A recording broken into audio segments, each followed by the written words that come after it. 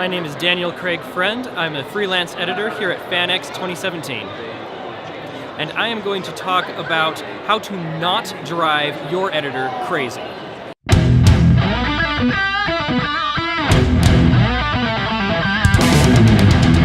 Tip 1.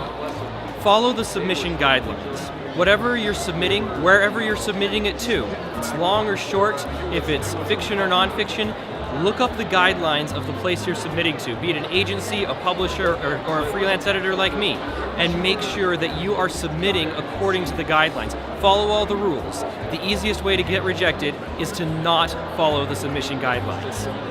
Tip 2. In fiction, know your voice. Make sure that you understand completely the difference between omniscient and limited, first person and third person, and that you're consistent in your story. If you switch a lot without any good reasons, especially if you're doing it wrong, your editor is going to pull his or her hair out. That's not what you want. Your editor is your friend. They want to make your book better. But to be able to do that, first they need you to do your part. And the first thing you need to do is get the voice right. Know the difference between first person, I, and third person, he.